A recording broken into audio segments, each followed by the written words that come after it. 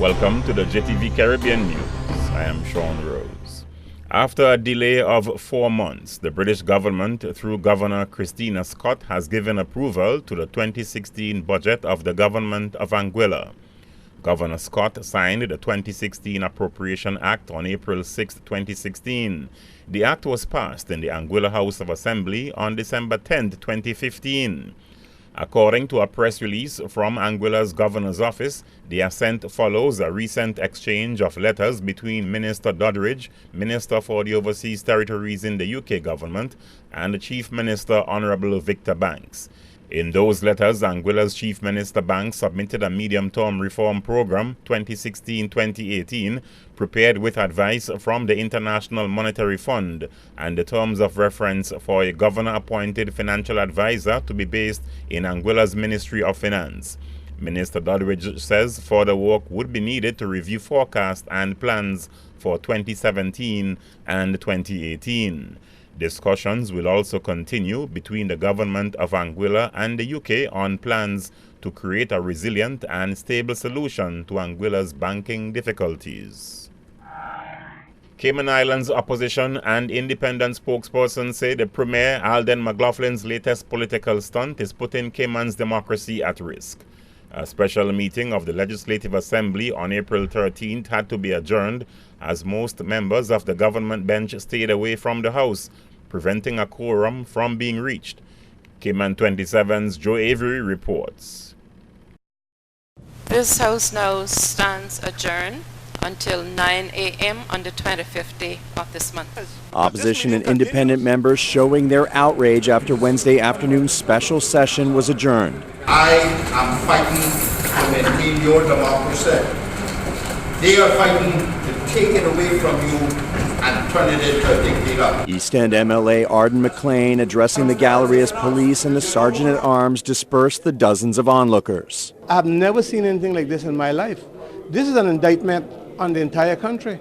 It's certainly a slap in the face to our democracy as such as we know it. I think it puts a black eye on our whole democratic process that we're all so proud of. Wednesday morning, Minister Tara Rivers was the only member of the government bench in attendance. She pointed out the lack of quorum for the meeting, which forced its adjournment. But evidently, confusion came into play in the ranks of government. She had come apparently to make up the quorum, but when the Premier saw she was here, he couldn't come in because that would have made the quorum. Therefore, he couldn't object to quorum not being there, so he had to run her through the back door quick time. When the session reconvened at 2 p.m., Ms. Rivers was a no-show. This time, Premier Alden McLaughlin took his seat on the government side.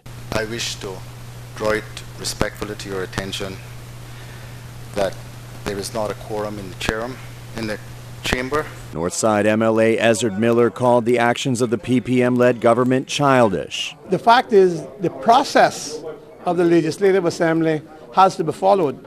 This meeting is adjourned today, but it's not completed. Joe Avery, Cayman 27. The Cayman Islands Premier issued a statement on the matter rebutting claims that his government's actions are putting the country's democracy at risk. Mr. McLaughlin said the opposition is selfishly seeking to distract the government from important work, adding there is no urgency in their motions. He says the House will meet in a mere 12 days and their motions will be dealt with. The Caribbean Examinations Council, CXC, will soon allow students to take their examinations on a computer or electronic device. Announcing plans for a pilot later this month, CXC said the move towards electronic testing is in keeping with its commitment to observe global quality standards in the delivery of examination services and deliver enhanced learner experiences through the consistent use of technology. Electronic testing will bring regional learners up to speed with worldwide test-taking practices and provide them with the flexibility to interact with images, video, audio, and other resources during their examinations, the release explained. CXC's electronic testing format will adhere to world-class security standards, which will guarantee the integrity of the test-taking. The Council will launch the electronic testing platform for all January 2017 Caribbean Secondary Education Certification or CSEC multiple choice exams. A pilot will take place during the week of April 25th. CXC said this is an excellent opportunity for candidates who are registered for the May-June 2016 CSEC and Caribbean Advanced Proficiency Examination (CAPE) to practice ahead of their exams. France has formally presented instruments to officially complete requirements for Martinique's accession to the Organization of Eastern Caribbean States, the OECS.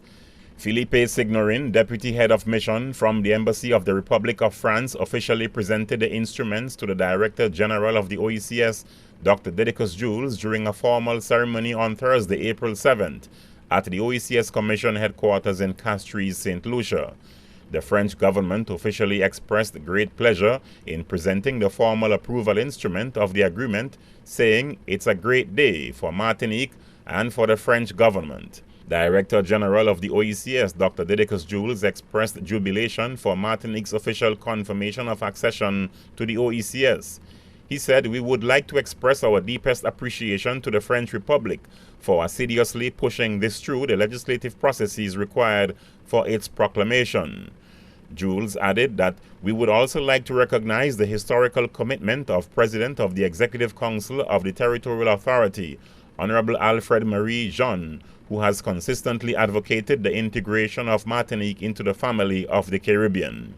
On February 4, 2015, Martinique made the historic step towards membership of the OECS when the French Overseas Territory formally signed the documents to initiate accession to associate membership to the sub-regional grouping. And finally, in this week's Caribbean News segment, regional airline Liat confirmed reports that its British-born Chief Executive Officer David Evans has resigned effective April 13th. But it has not addressed media reports that his decision followed a heated meeting with the board last week in Barbados. After meeting on Wednesday, April 13th, the board of directors announced in a statement that it had accepted Evans' resignation, which came just shy of his 2-year anniversary at the carrier. Director of Finance Julie Reefer-Jones, who served as interim chief after the resignation of Captain Ian Brunton in September 2013, and before Evans was appointed in April 2014, will again act as CEO. Liat, headquartered in St. John's, Antigua, is majority owned by 11 Caribbean governments, the largest shareholders being the governments of Barbados, Antigua and Barbuda, and St. Vincent and the Grenadines.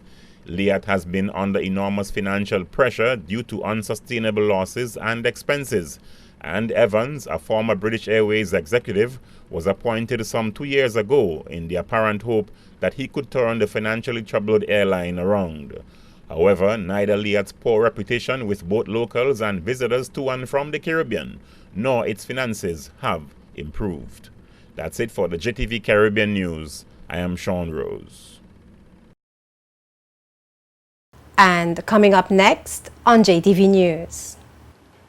BV Islanders trained on skills for safety at sea on international vessels.